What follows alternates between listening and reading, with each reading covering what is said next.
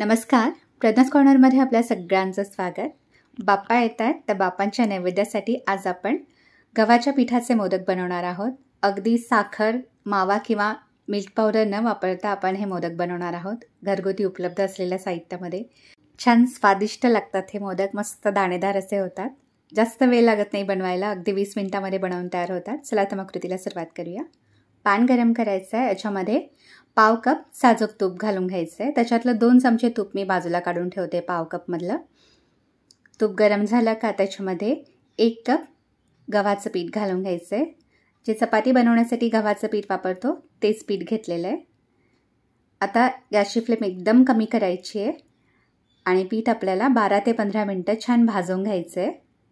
Continuous हलवत राहायचं आहे. याच्यामधला गाठी मोडून काढायच्या आहेत. हे बघा, गॅसची फ्लेम एकदम कमी ठेवायची आहे आणि छान असा वास सुटेपर्यंत, हलकासा गोल्डन ब्राऊन रंग येईपर्यंत आपल्याला पीठ भाजून घ्यायचं आहे. कंटिन्युअस हलवत राहायचं आहे जेणेकरून पीठ खाली लागणार नाही. गॅस एकदम मंद आचेवर ठेवायचं आहे. मी इथे जवळजवळ 10 ते 12 मिनटं पीठ छानपैकी भाजून घेतलेलं आहे. हे बघा, हलकासा गोल्डन ब्राऊन रंग आलेला आहे पिठाला आणि छान वासही सुटलेला आहे आणि याच्यातल्या गाठी पूर्णपणे मोडून काढलेल्या आहेत. एकदम सुटसुटीत असं पीठ भाजून घेतलेलं आहे. आता याच्यामध्ये आवडीनुसार ड्रायफ्रूट्स घालायचे आहेत. मी इथे बदाम आणि काजूचे तुकडे करून घेतलेले आहेत, ते घालून घेणार आहे. पूर्णतः ऑप्शनल आहे. मी इथे थोडेसे बदाम आणि काजूचे तुकडे याच्यामध्ये घालून घेतलेले आहेत. ते 1 मिनिटासाठी भाजून घ्यायचे. पिठाबरोबरच भाजायचे, म्हणजे वेगळ्याचं तुपात भाजायची गरज लागत नाही. आता हे छानपैकी भाजले. गॅस बंद करायचा आहे. आता याच्यामध्ये अर्धा चमचा वेलची जायफळची पूड घालून घ्यायची आहे. गॅस बंद केल्यानंतरच वेलची जायफळची पूड घालायची आहे. आणि अर्धा कप गूळ मी इथे बारीक चिरून घेतलेला आहे, तो घालून घ्यायचा आहे. गूळ किसून घेतला तरीही चालेल. आता मिक्स करून घ्यायचं हे व्यवस्थित. गॅस बंद केल्यानंतरच गूळ घालायचा आहे याच्यामध्ये. मिश्रण हे भरपूर गरम आहे. गूळ घातल्यानंतर व्यवस्थित मिक्स होतं याच्यामध्ये. गरम असतानाच आपल्याला गूळ छानपैकी याच्यामध्ये मिक्स करून घ्यायचं आहे. गॅस बंद करायचा आहे, मगच गूळ घालून व्यवस्थित मिक्स करून घ्यायचं आहे. हे बघा, इथे मी गूळ छानपैकी मिक्स करून घेतलेला आहे. आता मी पॅन बाजूला काढून घेते. हे बघा, पिठाला अजून तेवढंसं बाइंडिंग नाही आहे, तर उरलेलं जे साजूक तूप होतं ते आता गरम करून घालायचं आहे याच्यामध्ये. हे बघा, जवळजवळ 2 मोठे चमचे साजूक तूप मी याच्यामध्ये घालून घेतलेलं आहे. तूप गरम करूनच घालायचं आहे आणि हे व्यवस्थित मिक्स करून घ्यायचं आहे. हे बघा, हे छानपैकी मिक्स करून घेतलं आहे.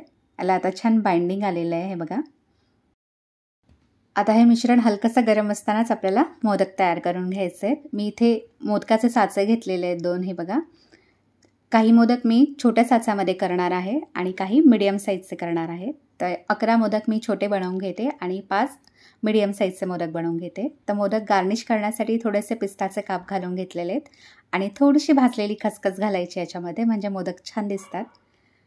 आता याच्यामध्ये मिक्सचर घालून घ्यायचं आहे. बघा, व्यवस्थित असं प्रेस करून घ्यायचं आहे, म्हणजे मोदकाला आकार छान येतो. हे बघा, मिश्रण असं दाबून भरायचं आहे याच्यामध्ये, म्हणजे मोदक छान सुबक असा तयार होतो. काढून घ्यायचे आहेत मोदक. अगदी हलक्या हाताने काढायचे आहेत. मी इथे 11 मोदक ह्या साईजचे बनवून घेतलेले आहेत. एकदम झटपट तयार होतात, जास्त वेळ लागत नाही मोदक बनवायला. आता मीडियम साईजचा मोदक तयार करून घेणार आहेत. हे मी इथे छोट्या साईजचे 11 मोदक तयार करून घेतलेले आहेत. पूर्ण छोट्या साईजचे मोदक करणार असाल तर बरोबर 21 मोदक होतात त्याच्यामध्ये. आता हा माझ्याकडे मीडियम साईजचा साचा आहे, तर त्याच्यामध्ये पण थोडे पिस्ताचे काप आणि भाजलेली खसखस घालून घेते मी. आता मोदकाचं मिश्रण घालून घ्यायचं आहे आणि छान दाबून भरायचं आहे साच्यामध्ये, म्हणजे मोदक छान सुबक असा तयार होतो.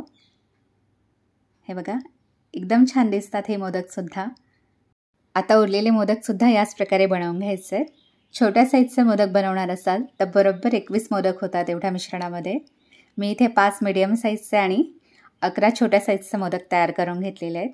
खूप छान सुबक आणि चवीलाही अतिशय स्वादिष्ट लागतात हे मोदक. अगदी घरगुती उपलब्ध असलेल्या साहित्यामध्ये बनवून तयार होतात. तर नक्की ह्या गणेश चतुर्थीला या पद्धतीने मोदक बनवून पहा आणि मला कमेंट बॉक्समध्ये आपले रिप्लाय नक्की कळवा. आणि माझा व्हिडिओ आपल्याला आवडला तर चॅनलला लाईक, शेअर आणि सबस्क्राईब करा. जास्तीत जास्त हा व्हिडिओ आपल्या फ्रेंड्स आणि फॅमिलीसोबत शेअर करा. याचप्रमाणे मी अजूनही मोदकाच्या रेसिपीज चॅनलवरती अपलोड केलेल्या आहेत. त्याची लिंक खाली डिस्क्रिप्शन बॉक्समध्ये देते, तेथे आपण चेक करू शकता. हा व्हिडिओ पाहिल्याबद्दल आपल्या सगळ्यांचे खूप खूप धन्यवाद. पुन्हा भेटूया अशाच एका नवीन व्हिडिओमध्ये.